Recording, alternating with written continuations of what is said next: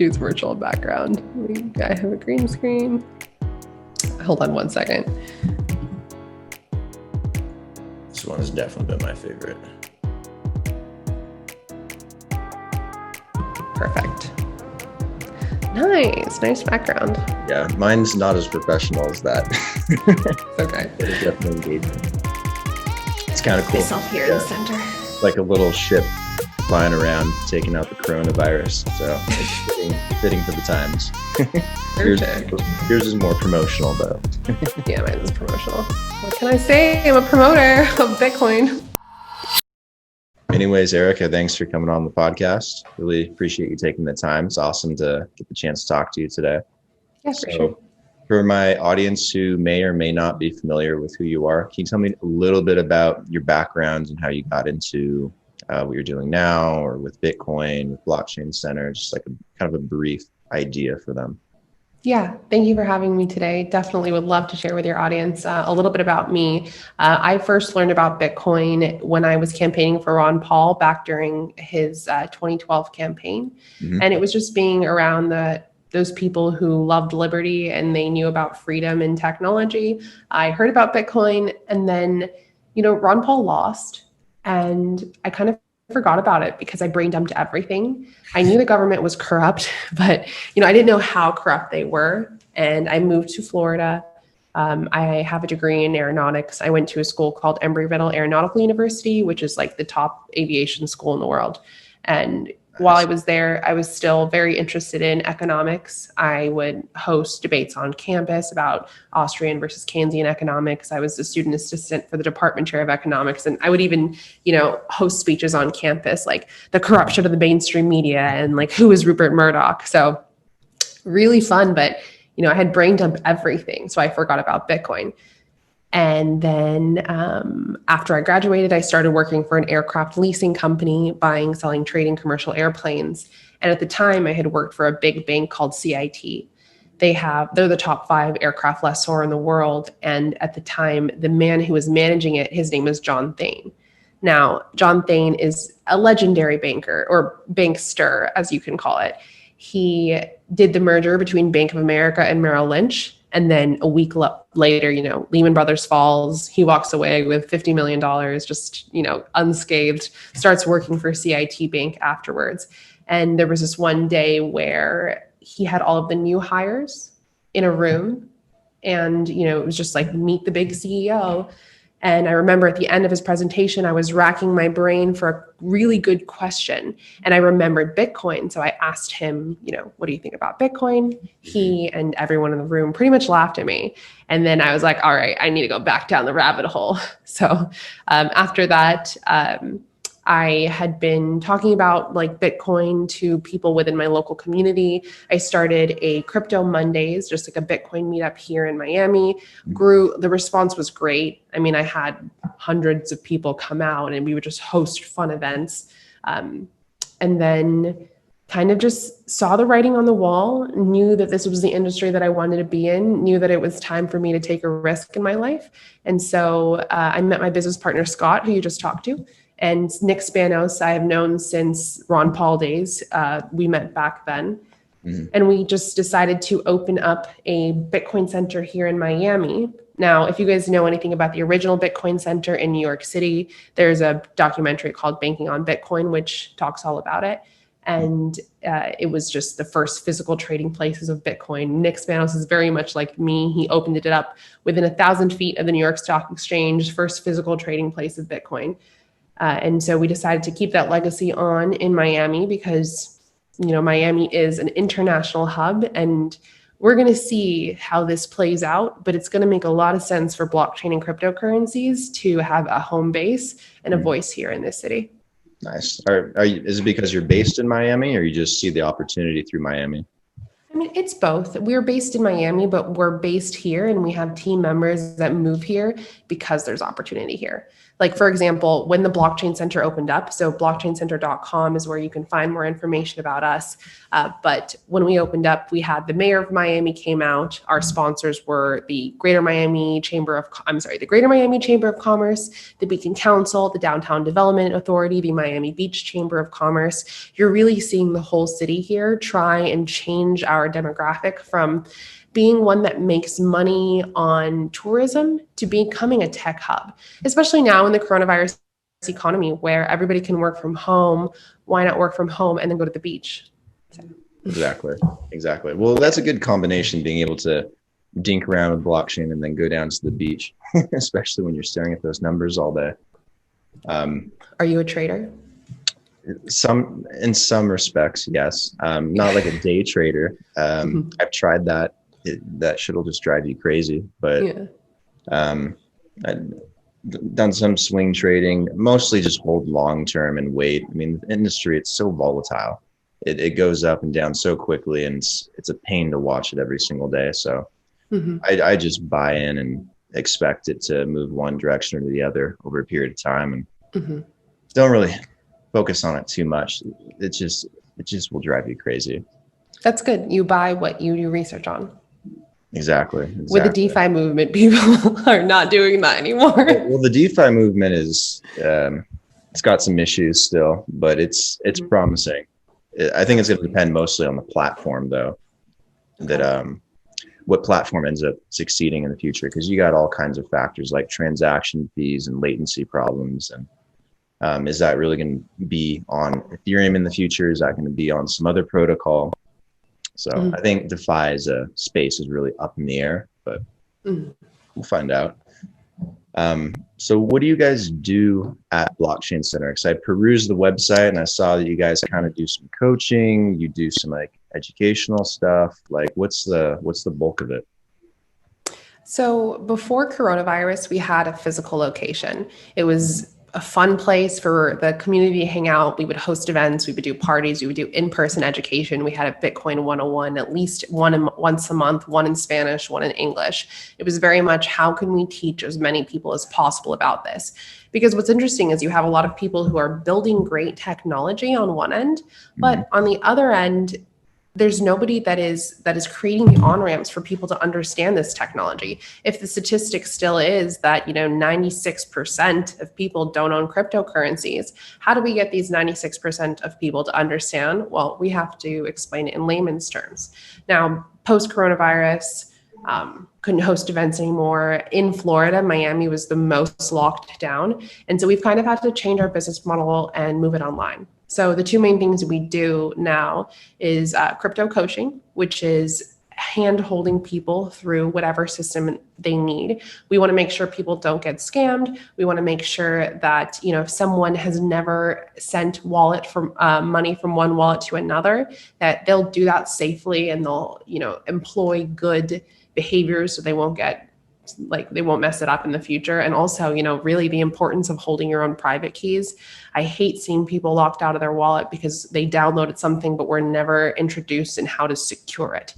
So crypto coaching is a big thing we do. The second thing we do is we have a relationship with UC Berkeley, to where we work with their professors and we provide a certification that is time-stamped on the blockchain once you complete it. And our last cohort had about 30 students going through it. And it's really, the UC Berkeley professors are teaching our students blockchain from a business and a legal perspective. And then we have guest speakers come on like Jeffrey Wernick, like Nick Spanos, like myself, people who are very, liberty-minded and just making sure that while blockchain is a revolutionary technology, we want people to understand that Bitcoin is the only proven use case of blockchain thus far, and it is freedom and money. So it's this nice little balance between here is a professional skill and also a little bit of like red pilling. Right. And then I would say the last thing we do, which I do personally, is I write for a magazine called Escape Artist Insiders, and it's essentially, people, especially in cryptocurrency, they need to figure out the best way possible to be able to move freely around and also preserve their wealth. So sometimes that means second passports. Sometimes that means, just tax strategies. And so really trying to teach, just cross promote between both of those crowds, because everybody who's into the wealth preservation world, they're all into gold. And so I find myself on panels where I'm teaching Bitcoin to people who hold a lot of gold. So teaching the boomers, I like to say, but writing about it and making sure that on the crypto side, people have resources to be able to save their gains. Right. Do you get a lot of inquiries about taxes and related to crypto, and how they're supposed to be filing for certain things? Like, is that like a major issue that people bring to you? I do get a lot of those questions, but because I'm not a tax attorney, I definitely defer to my tax guy, who is great. He's a crypto accountant, so Nice. he definitely knows his way around. Is there like good software out there to like really track that stuff, or does it all have to be done by hand? Because I personally have had this issue too, and I know a lot of people as well. There's like software, but like it doesn't necessarily track accurately your transfers between exchanges, because you can't always tell from one wallet to another if that's a sale or if that's just a transfer. Everything has to be marked and identified. So yeah, it's really complicated. And if you ask me, it's also super unfair, because why is it that I need to figure out how much money I owe the government? And there's no tools that are around for that to exist. Also, many people in this space know that the Federal Reserve was created in 1913. Coincidentally, that's also the same year that the income tax was created. So there are some taxes that are really just unconstitutional. And I do have a tax attorney that teaches a lot about this, walks us through the tax code and shows us how to mitigate your tax risk. Now, crypto taxes, I can't recommend any software. I can only recommend my tax attorney, his name is Tavo. nice. And it's crypto CPAs. Great people. Yeah, we need more crypto CPAs. They're going to make a lot of money. Yeah. With the UC Berkeley thing, is that academic credit, or is that just like a certificate program, or like what's the deal there? It's a certificate program. And then you don't get credit at UC Berkeley. No, it's just the professors at UC Berkeley, their business professors, are the ones that are teaching the main courses. Okay. Yeah. Because I've seen a lot of certificate programs out there for different things in blockchain, and I can only think of one actual program for academic credit, and that's at Portland State. I had them on the podcast a while back, but I don't think anyone else is really doing anything for credit. I'm not quite sure why, but maybe it's a demand thing. Maybe it's just not part of curricula yet. I'm not sure, but it'd be nice to see that, so that you get like more people in the computer science space or on those tracks actually have an opportunity to go into blockchain coming out of like undergrad. That would be more beneficial for the space, because you're forcing a whole bunch of people to just learn Solidity or learn a new coding language, or to take all these extra certificate classes to really brush up, when they could just be learning it in the school system. So that's the problem with the school system, right? Is that, for one, the professors in the school system, like for example, if you have a business or an entrepreneurship professor in your school system, most likely he is teaching because he did not succeed in business or entrepreneurship. So you're not really learning cutting edge things. Also, you bring up a good point, learn Solidity, learn the different coding languages that allow you to become a blockchain developer.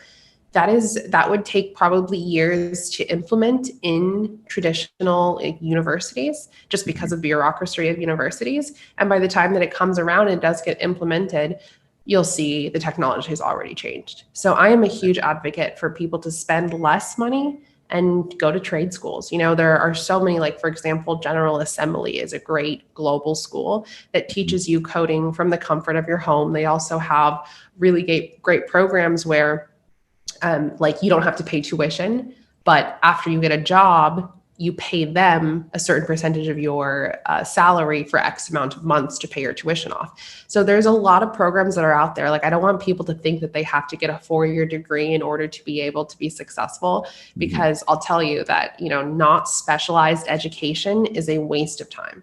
Exactly. It's almost kind of ironic that they funnel all these students and push all the time to go to a four-year university where you spend all this money and you end up getting a degree that just in the end turns out to be somewhat useless and that you can't really capitalize on. But you could take online courses for a fraction of the price that you'd spend and learn how to code, for example, and be able to take on a number of different jobs and get a six-figure income. While being able to go to the beach whenever you want. Yeah, and go to the beach whenever you want, work from home. It's one of the, this is the rat race, right? Make sure you get involved in it while you're young. It's like, go to school, take out a loan so you can go to school, so you can get a job, so you can pay for your loan. And it makes me so upset because I can see how many friends of mine are not able to start families. How many brilliant friends of mine are not able to be entrepreneurial because they are tied to some student loan debt for a degree that they never worked with. They never worked in that field ever. So exactly. We're fed that a college education will give you the insights, but in reality, some of these trade schools for sure have better job placement programs than any university I've ever seen. Yeah, I think most of the universities are going to blow up at some point because most of them are only standing because they get all these loans from the government, all these grants, and then they can charge whatever they want in terms of tuition and rack up the costs because the government's essentially paying for it. That's going to probably stop at some point, that flow of cash. And I imagine a lot of these universities will get incredibly cheap or they'll just kind of start fizzing out. 'Cause I don't think that's the future, sending a whole bunch of students to these giant universities and nothing coming out of it. So they're not making any money. They're not really progressing. Yeah. So we'll probably see. It's weird. It's continual indoctrination, if you ask me, but with universities, they've stepped it up because they've made it so now you're paying them for it. It's wild. It's all messed up. It's so backwards. Yeah. But I think I'm really hopeful for our generation because I think we realize this and we're like, no more. Yeah, there'll be some changes. Our generation's growing up through some of these issues and they'll want to see a lot of change. Especially in terms of finance too, and banking and Bitcoin. So, speaking of Bitcoin, what do you think is going to happen with it going into 2021? I mean, we got an election coming up pretty soon. I mean, we got coronavirus going crazy. We got riots. We got social issues and dilemmas to deal with. What do you think's likely to happen with Bitcoin and crypto, at least the sentiment of it as we kind of move towards 2021? Yeah, I mean, 2021 is the year of the Bitcoin, I feel like. So it's like you see, it's so great because as long as I've been teaching people about this, it's getting easier and easier to talk to institutional investors about what's going on, especially lately because, Fidelity manages about $800 billion. They came out and they said that they came out with an investment thesis, and their investment thesis predicts a $50,000 Bitcoin in 2021. Now, to me, that number is still very conservative because I do this math problem all the time in my presentations, but essentially, at Bitcoin's at about $11,000 right now. Our market cap is about $200 billion. Now, when you think about that, $200 billion is, Apple was once valued at 1 trillion. There are entire companies listed on the NASDAQ that are worth more than $200 billion. It is just a drop in the bucket. Mm-hmm.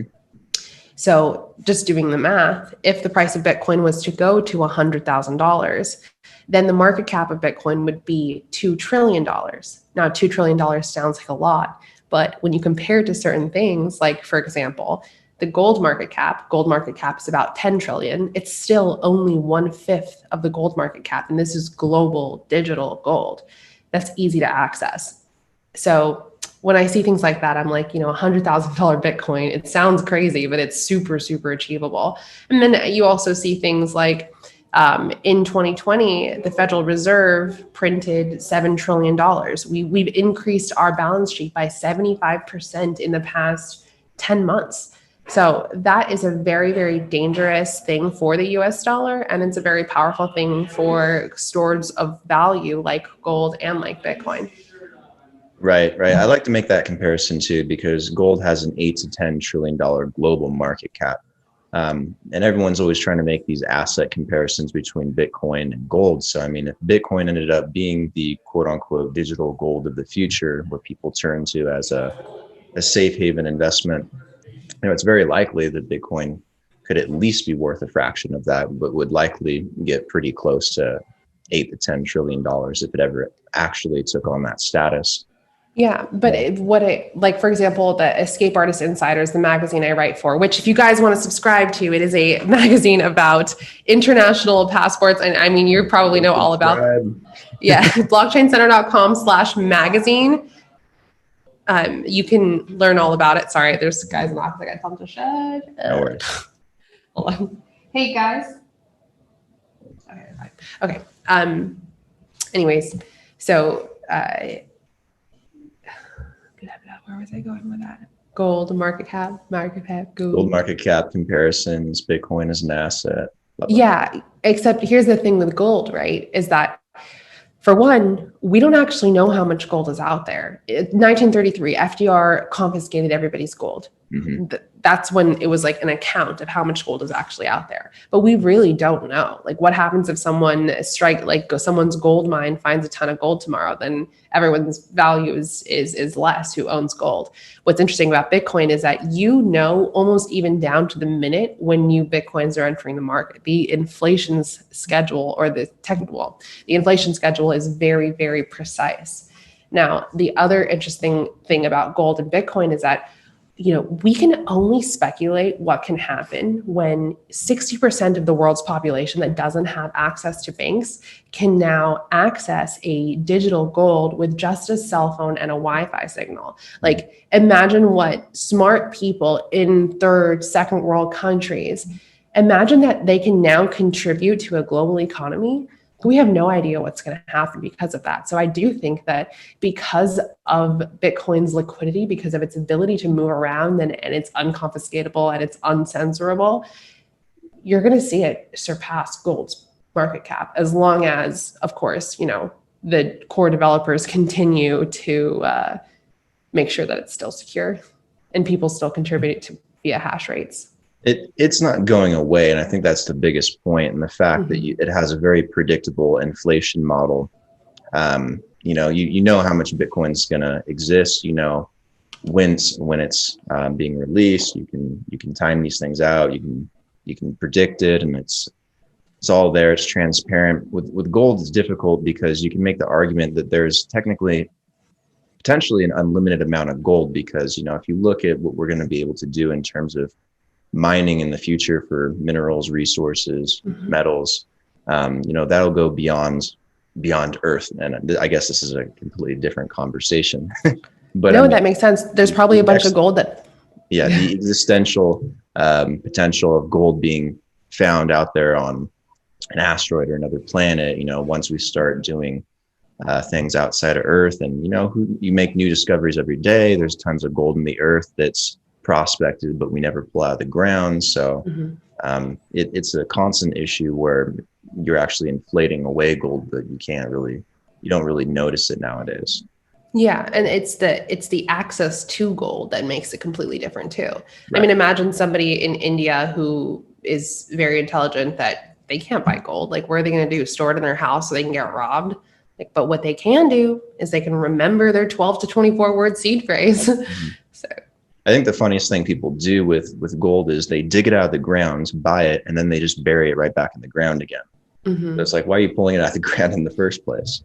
Yeah, this is, just in terms of outlook for Bitcoin 2021, for sure. I think that we're going to see Jim Rickards become a huge shill for Bitcoin. I don't know if you watched that show with him. Yeah, with him and Anthony Pompliano. But, it was interesting to watch him because he didn't talk well about Bitcoin before. But now he was like, whoa, I understand this. What he said, I think that because for my kids, I'm going to give them Bitcoin in order to pass on my wealth, because what happens if they don't remember where I dug the gold? I mean, it makes sense. Jim Rickards is, I like him a lot. I followed him very closely, and he's incredibly smart. His opinion changes on many things depending on, the situation. That's kind of how, his mind works, and what his background was like, because he'd form all these currency wars, for like the CIA and different scenarios for like what could happen with the financial system, so that you can like prepare for it at a government level. So his opinion changes a lot depending on what's going on in the economy, what's the mental shift like with people, like what's the ideological shift. He definitely does that with the election too, because he goes back and forth on whether or not he thinks Trump or Biden will win. He did that a lot with Hillary and Trump. But it'd be really interesting to see him start to shill Bitcoin. If he did that, I would be probably a little shocked, but at the same time, it'd be pretty cool. And I'm sorry, I actually do have to correct myself, because Jim Rickards I've subscribed to his newsletter for years. Very, very intelligent man, taught me about SDRs, taught me about how he thinks. Did you read his article about how he thinks that Trump is going to make an ounce or a pound of gold worth $10,000 in order to equal out our debt? Yeah, he's been talking about that for a while. Yeah, that's right. a solution for it. If you just revalue gold to somewhere around $10,000, and then you have a more economical solution for the US dollar if you decide to back the US dollar to gold.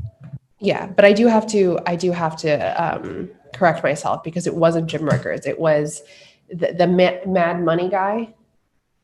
Oh, Jim Cramer. Yeah. And I actually need to change this in my article. Okay, so Jim Rickards is a legend. Jim Cramer, he's right. Really, Jim Rickards is pushing Bitcoin. Interesting. Yeah, no, it's Cramer. It's Cramer. My bad.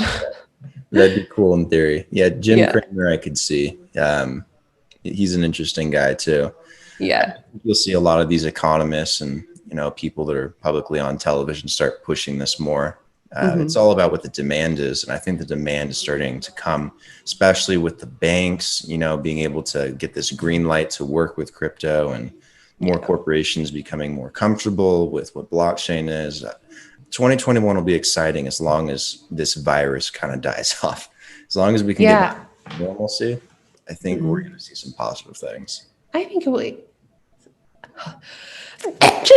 Bless you. I think the virus has actually been an interesting blessing for Bitcoin, because it's kind of, for one, for example, the new hot story is MicroStrategy, Michael Saylor, right? So Michael Saylor lives in Miami. He has a villa in Miami. I actually went there one time and I talked to him about Bitcoin, and this was before I didn't really know who he was. I just kind of went over there with a girlfriend and I talked to everybody about Bitcoin, but he was not about it. He was like, no, there's no fundamentals, all this stuff, but whatever. Super nice guy. Now, what he said was because of coronavirus, he had nothing to do. So he went down the Bitcoin rabbit hole. And so you're seeing these people, because they kind of have to slow down a little bit on their lives, realize and start asking them questions that maybe they should have already been asking themselves a while ago. So I think coronavirus so far actually has been good for Bitcoin, because people are worried, right? So the escape artist company that I work with, they help people get second passports, because right now in the United States, you can, if you have a US passport, I don't know what passports you have, but if you have a US passport, you are only allowed to go to a couple countries in Africa, Mexico, the United States, and I think there are a couple like Brazil, right? There's very, very few places that you can go with a US passport. So they're seeing business go off of the charts, because everyone's worried about, I need a second passport, otherwise I'm not going to be able to go anywhere, because everyone is shutting out US citizens. And I think you're seeing a similar response with Bitcoin. It's like, whoa, the Federal Reserve's balance sheet expanded 75% this year. Where can I save my money? Okay, gold is no longer, it is very hard to get a hold of. Gold hit $2,000 this year. What else? What other options do I have? And people are more inclined to learn about Bitcoin. And I see it so interestingly too, because when you have something that is a store of value that's easy to get in and out of, it's just, this is what the world can default to. Now, one of the things that people need to realize though, is that if you hold your Bitcoin in an exchange, you're essentially doing the same thing as holding your money in a bank. It's like there's really no innovation there, but except for of course, the appreciation of your Bitcoin. But I want everyone to know to hold their own private keys, Yeah, it's important. If you have a lot of something, you should probably be holding your own private keys. Don't leave it on exchange unless you're like you're active trader. That's one thing, but keep a close eye on that stuff.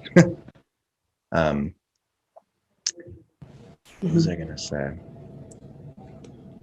Yeah, I think one of the biggest things is this chaos factor with Bitcoin. Oh, yeah. Every time there's like some chaos of some kind, people really do seem to move to Bitcoin. So like if we look at the March lockdown forward to now, you saw a lot of people go to cash very quickly. Everything dumped, everything went to cash. Stock market and equities, cryptocurrencies and Bitcoin, you name it. Eventually what ended up happening, if you look at the charts and you do the technical analysis, I don't know if you're into that stuff or not. I am. If you really dig into it, you start to catch on this trend where all of a sudden people started putting their money into things like Bitcoin, into things like gold, into commodities. Yeah. And silver. That has a lot to do with silver, has a lot to do with people being scared and unsure of what's going on in the world. And then ever since pandemic, everything just started in society just kind of collapsing. You have martial law and curfews, and you have the West Coast burning and the East Coast hit with hurricanes and a scary election again, and all this uncertainty. And once again, everyone's moving into this stuff. It's very similar to the uncertainty and chaos we were having in 2016 before the election. And right after Trump won, all of a sudden, Bitcoin started climbing like crazy and really pulled that market up over a period of a year. So I think it's very likely, if you take that chaos factor and plug it in, where we started in March and how the crypto market, if you just look at that, has done so well.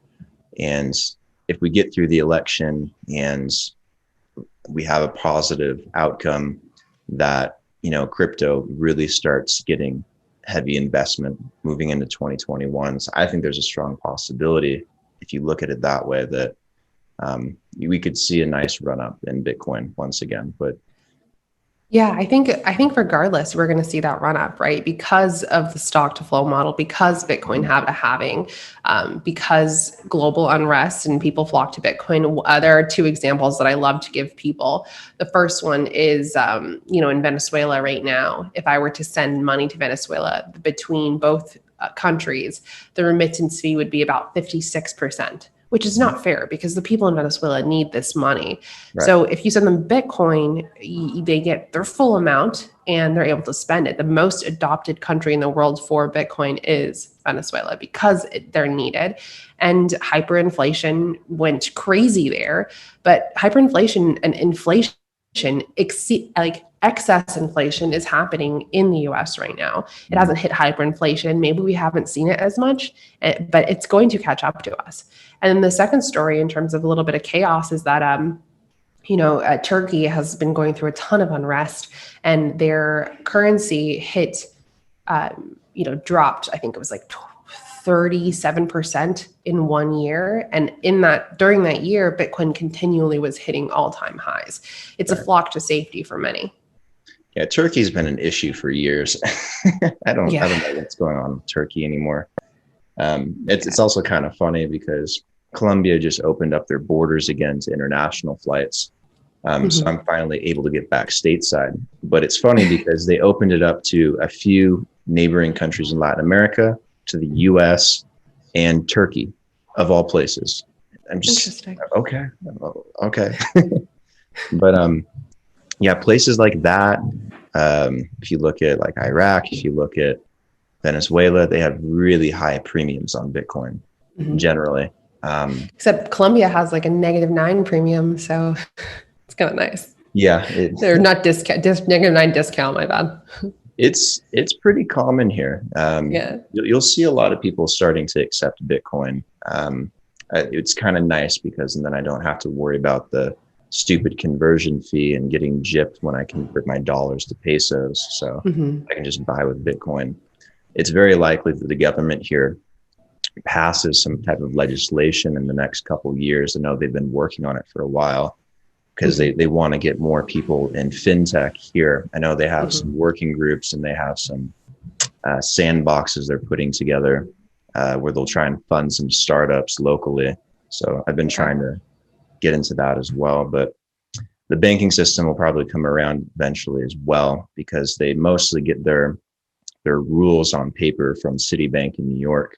So really, yeah, I mean, it's a kind of a copycat banking system here. So whatever's the US banking system is doing, they take that as being legitimate, and then they'll try to implement similar monetary controls. So I imagine in a few years they'll be more friendly, but unfortunately we can't have a bank account associated with crypto here yet.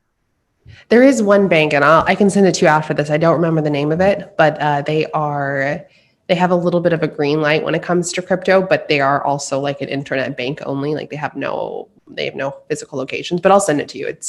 My Colombian friends, I have some people who just look out for what's happening in other countries, and it's pretty interesting. Is it online digital bank? It is an online digital bank, but let me see if I can actually. Okay. I'll check it out. I can find it. You know if they take on foreigners or just citizens in Colombia? I think that. I don't know. Couldn't tell you. Okay.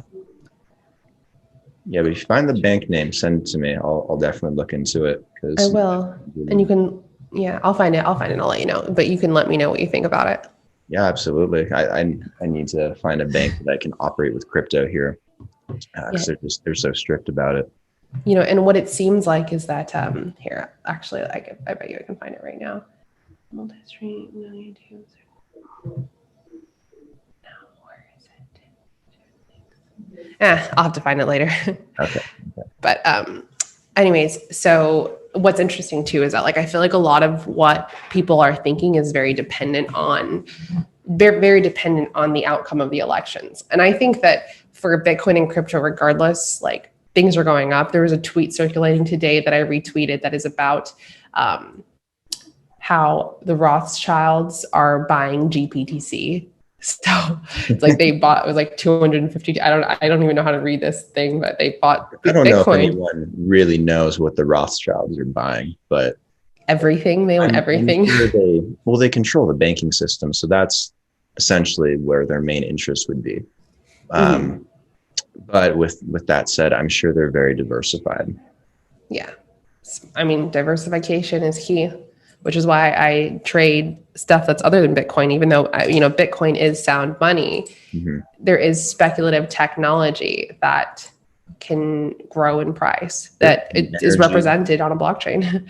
Tech, energy, there's a lot of different sectors to invest in, not just Bitcoin and crypto, but it's definitely the more fun one to be in because it moves so quickly and you have no idea what day will be the day. Yeah, it's very true. Are you more of a maximalist when it comes to Bitcoin, or do you believe that it'll have competition, like leaving out like things like Ethereum, for example, and just looking at cryptocurrencies? Do you think Bitcoin will really have the forefront with that, or do you think there'll be some fresh diversity? So I think that Bitcoin is very unique because it has this concept of immaculate conception where there is no ruler, there is no creator, there is no one person that you can point to that has too much power over the system. When Mark Zuckerberg created Libra, Congress called in Mark Zuckerberg because they could point to the leader, and that's completely impossible in this system. Now, I can't say that there's no leader for all other cryptocurrencies. I mean, I know there's a couple like Ravencoin and stuff that have tried to model it off of that, but really you always do have one spokesperson. Also with Bitcoin is very much decentralized. Like I don't see any other cryptocurrency that's actually decentralized. And in my opinion, in an ideal world, something is not a blockchain unless it's decentralized, unless there is multiple points unless there are multiple points of failure instead of just one. So I don't consider myself a Bitcoin maximalist because I feel like some of that energy is very, very toxic, but I understand where it comes from. I understand that these people have seen scam after scam after scam. They've seen so many people say that this is the next Bitcoin, and it's not, because I don't think there's ever going to be a next Bitcoin unless you create this perfect storm of, we don't know who the leader is. We also don't know who's holding the nodes. We also don't know who the miners are. I don't think you're going to see anything like that. And plus, the hash rate of Bitcoin itself is very, very high. Now, other cryptocurrencies, those are speculative technology investments. I don't ever see Ethereum, I don't ever see any of these other cryptocurrencies really trying to even say that they are built on sound money principles like Bitcoin is. Bitcoin is Austrian economics written into software code that anybody can verify. And that's why it's good money. But can the technology be used for other things? Absolutely, it can. So, I consider them to be Bitcoin, altcoins, shitcoins. There are coins that will absolutely never do anything for you. They're essentially vaporware. But there are coins with amazing projects who are doing systems that will be able to improve business processes. But none of them are sound money. Bitcoin is the only one that's sound money. Yeah, I look at Bitcoin as like the first hybrid version of both a currency, a form of money, and also an asset at the same time, because it seems to really function in both of those roles today. It's slowly kind of losing that status as money, though. It's not as functionable as money as it should be, which is why it's getting this rap as being more of an asset, or this hybrid currency asset of the internet, which I can understand too. That makes sense. That makes sense. It's a store of value. Like, you're not going to see me spend my Bitcoins. Like, it's a store of value. It's probably as easy. It's easier to spend than gold if you have physical gold, but I would say it's not like cash where you could just spend it, or it's not like the money in your debit card where you can just spend it. True. But in terms of remittance, is Bitcoin really good for remittance versus what else is out there? Because there's more centralized options like Ripple. There's players that are not as popular right now but have passed, like Litecoin. There's a whole bunch of other things on the table. You could look at tokens like on the Ether ecosystem, things that they're building through DeFi that can solve these problems too. So I think there's potentially a better version of a currency or form of money for remittance that might kind of take away from Bitcoin. But I think as an asset for the internet, Bitcoin's proven its track record. Yeah. It was the best asset of the past decade, highest performing asset of the past decade. That tells you a lot. You can't deny that. Yeah. So what if, just in terms of remittance, I just think about, let's say it is Ripple. Let's say it is one of these ERC20 tokens that is focused on remittance. The problem also always becomes, in that country that you are remitting to, how do they get it into their national currency, right? And the thing is, with Bitcoin's infrastructure, just because it's been around the longest, there is infrastructure that exists for there. There are Bitcoin ATMs out there. Now, I know many Bitcoin ATMs, they'll also support other currencies like Litecoin, like XRP. But I think that in terms of and also there's different levels of remittance. Are you a bank doing remittance to another bank? Then yeah, you probably will use XRP or even the legacy Swift banking system. But if you are someone who went, for example, my family's Filipino, Filipino person comes to the United States, works here, sends money back to their family. What is the best option? It's something that they can use in their currency, they can use in their country to get back to the currency that they need to spend locally. Right. There'll be tons of options, and there already are. So I think it'll be interesting how some of those shape up as we get the economy rolling again and we get into 2021. There's so many different protocols and platforms that are growing tremendously faster than Ethereum is. So I think we're going to see a lot of change up. Do you have any particular remittance platforms that you have your eye on? I've been a fan of Ripple for a long time, not from I believe that being narrow-minded and saying that it has to be decentralized is a bit of a problem. I think there needs to be a little bit of both, because working within the legacy financial system or you're working outside of it, you need a little bit of both in order to navigate like you do today. So having Ripple, I think, would be really good for pushing the banking system in that direction. And then you can look at Stellar's competitions at that. They're all, fundamentally really good. I mean, they're not decentralized, but they will serve a really good purpose for a lot of people. And then absolutely. From an undecentralized or a decentralized perspective, there's a lot of things being done on Ethereum. There's going to be a lot of dApps and DeFi work on Cardano when it finishes. I think it's Goguin. It's coming up at some point. We'll see where EOS goes. We'll see if Tron fades out or not. But there's so many tokens that are filling that gap too, that it's also starting to take away from, what Litecoin used to do. I don't know, so many other coins. Yeah, definitely. And the thing is too, is like, I see the use case for XRP. I see the use case for Stellar. I see that these platforms need to be somewhat centralized in order for you to be able to achieve these things, for Ripple to be able to get the banking relationships and the government relationships that it has. There has to be a team behind it. But where the distinction needs to be made clear is that the reason why we are in the failing fiat money system that we are in is because some person, some group, some entity got too much control. So this is the same problem that we're setting ourselves up to be vulnerable to fall into the same issue.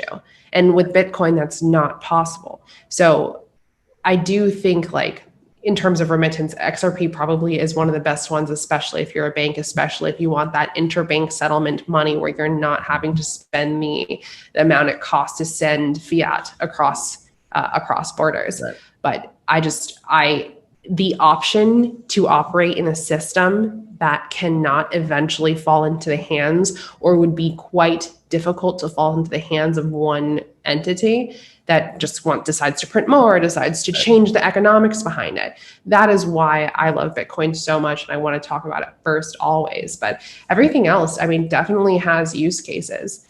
Bitcoin's just the most fascinating one because it's the oldest one. It's never given up that number one spot. Its market cap is continuously growing. It's the most proven digital asset out there. So I don't think there's anything that's going to take it down. It just seems to really feed on the negativity, and it just keeps going back up. Yeah, because think about it like this, like for Ripple, right? Like, by the way, are you getting your Spark tokens? No, for Ripple, is that a thing? Yeah. Ripple's having a fork.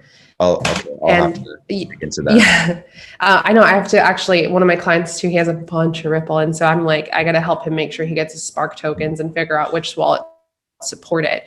Yeah. But Ripple's having a fork in a couple days. So I would make sure that you are correctly aligned. I've been so focused on getting my Filecoin airdrop through Gemini lately that I have just not paid attention to anything else. So I've been waiting like 3 years on my Filecoin to finally get the SAFT unlocked so that I start getting Filecoin. I know I almost forgot about it too. And they started emailing me. They're like, "Oh, we're releasing Filecoin." I'm like, "Fucking finally, Jesus." No, I know it's crazy. You really have to be on top of this, especially if you hold more than one coin. But Ripple is having a fork called Spark. And I think, like, I always tell people too, I'm like, the central bank digital currency, CBDC, if I had to make bets, I would bet that it's going to be Ripple. They have a relationship with Microsoft. They have a relationship with the UN, like, you name it, Ripple has a relationship with them. I don't necessarily like it, but I see it and I see the opportunity to make money on it. And I'm a capitalist. So what am I supposed to do? But I definitely, I just think Ripple's going to be the CBDC, but I just have to put the same situation out because I'm a person like Instagram deleted my Instagram, right? And they haven't given it back to me. And it's a problem because what happened, and many of my friends have been kicked off of multiple social media platforms. I've been put in Twitter jail before for things that I say that are not wrong. They're just controversial, which is my right to be controversial. But what happens when we go on a money system like Ripple and we like it because it's fast, because it's easy to transact, because it's cheap, right? We like it for these reasons.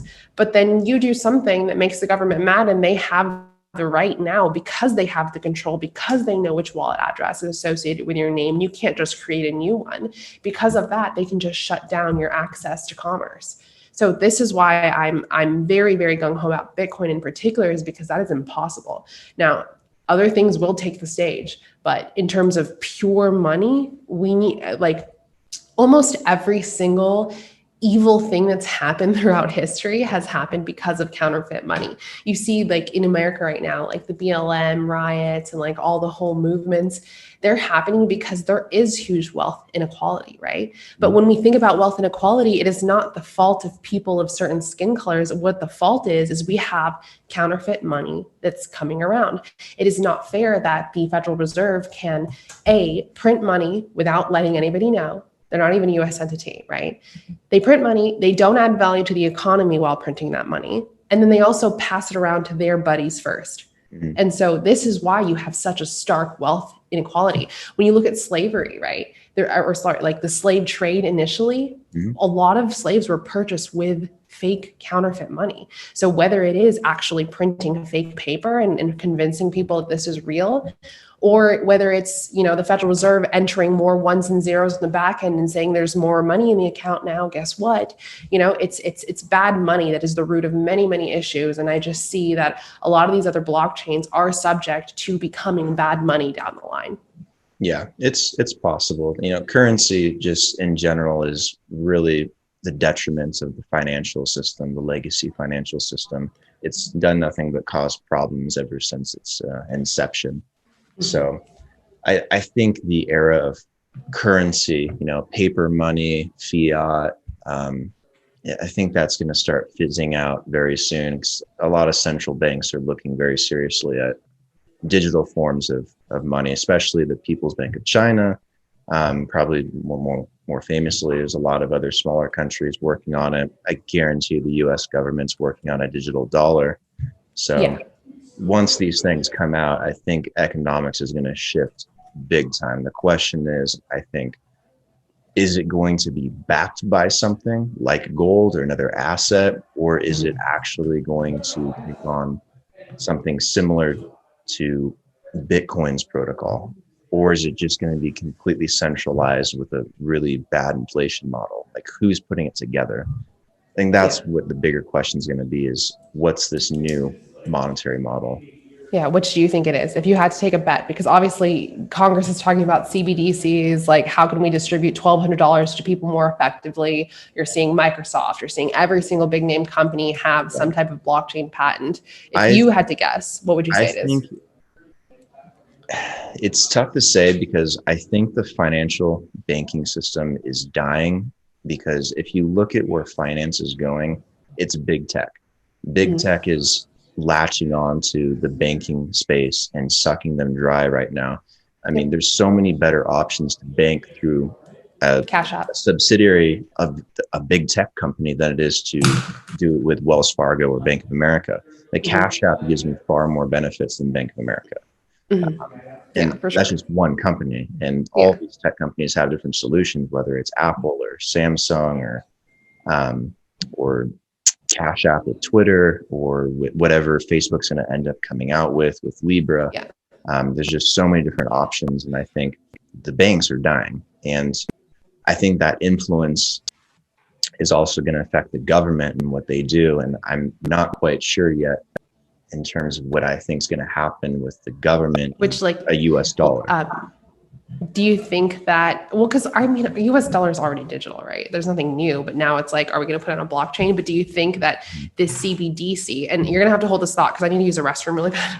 But what do you think the CBDC is going to be? I'll be right back. Okay. Yeah, the CBDC, I think there's a very strong possibility of two strong possibilities. One, they use a basket of currencies, similar to what the IMF has done. Because I know the SDRs. Because I know they don't like the IMF and the SDR. Okay.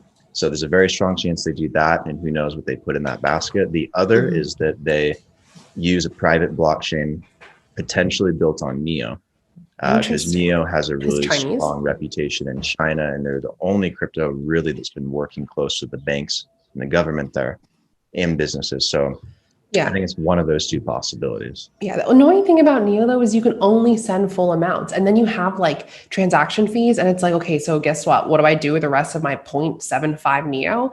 I fucking sell it into Bitcoin. It would have to be built on a private chain built on Neo. There's some possibilities for that. It could be token based. I'm not sure, but I think the most likely scenario is it's a basket. Interesting. Very interesting. Well, we'll see. You have a thought on it or no?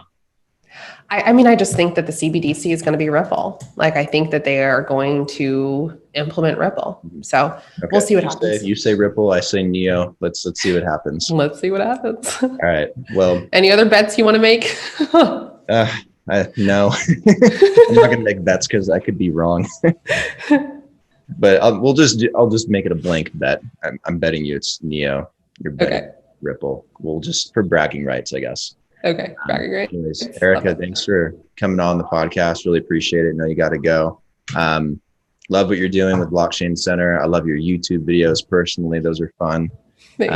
Actually, so my friend Katie, you probably haven't seen them yet, but she and I are coming out. We've filmed probably like 7 of them so far. We're going to post them, do a little release. I'll let you know. They're super simple, like less than 3 minutes, but an explanation of very basic terms in the crypto space. So I'll keep you posted on those. Yeah, I love that stuff. So let me know. And if I might be able to get out of the airport for a little bit, and I'll try and maybe meet up with you guys on the 25th. So I'll stay in contact and let you know. Cool. Awesome. Well, thank you so much for having me. And maybe we can do this again. I have like a bunch of girls, like crypto girls that come in and out and stuff. So maybe we can do like a. Yeah. Talk to them. If they're interested and they want to jump on a podcast and talk about crypto, I'm more than happy. I got time. So just let me know. Awesome. Anyways, enjoy your Thursday. Enjoy your dirty chai latte. And talk to you soon. Thank you. Bye, Brandon. Bye.